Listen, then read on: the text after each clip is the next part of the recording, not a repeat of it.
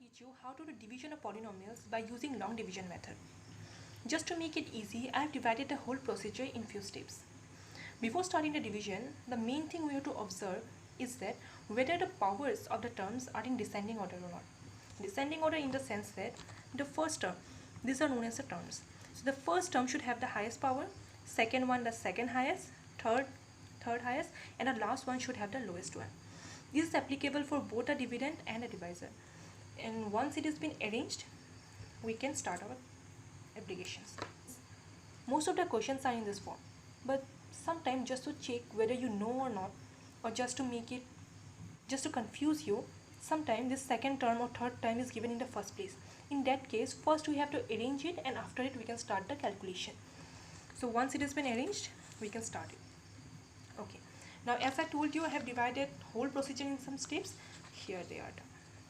Okay, what the first step tells us? It tells us that divide the term with the highest power of the dividend by the term with highest power of the divisor. What it means?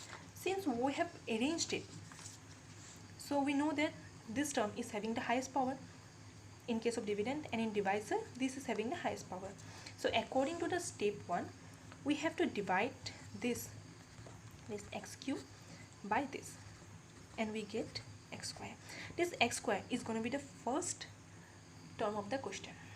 Okay, then second step, it tells us multiply the divisor and the result of the step 1 and write it below the dividend. Okay, let's do it. We have to multiply this with the dividend. So here we got the answer x cube plus x square, and we have written it here. Now let's see the third step. It's the most important step, and it is the first change that we'll see in this division. It is the change sign, or we can say the alternate. Alternate in the sense that, see, this term is having the sign plus, and this is also having the sign plus. So we have to just alternate it. If its sign is plus, we have to change it to minus, and here if it is minus, we can change it to plus.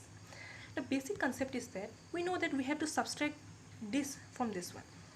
So we have, write like this, that x cube plus thrice of x square minus x cube plus x square. When we are going to calculate this, since here having the sign minus, so it will be like this.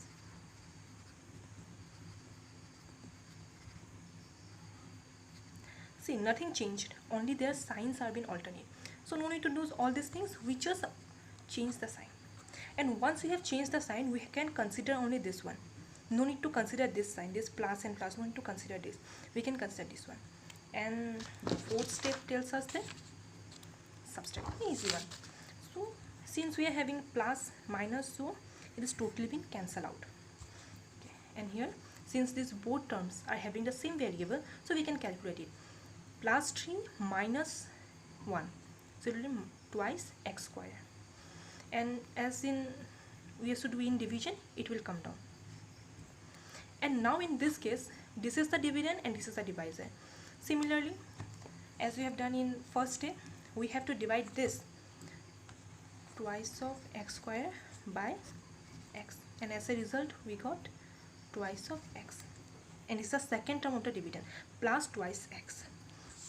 And after that we have to multiply this twice x with our dividend. We have to multiply this term with the divisor. So as a result we got twice of x square plus twice of x, and we wrote it here. And after that we have to change the sign. So here it is plus, so it become minus. Here it is plus, so it become minus. Okay, now we can do the calculation. Since these both are same and here having the plus and minus sign, so it is totally been cancelled out.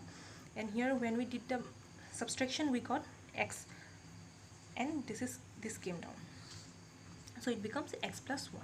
In this case, this is the dividend and this is the divisor.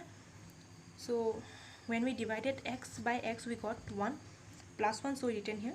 And after that we multiply this 1 with our dividend, so it is x plus 1. So as a result we got x plus 1, and we have written this x plus 1 here. And after it we change the sign into we got 0. So in this case 0 is the remainder, means you can say that x plus 1 is a factor of this one. Thanks for watching my video, and if you think this video was beneficial, please like, share and comment.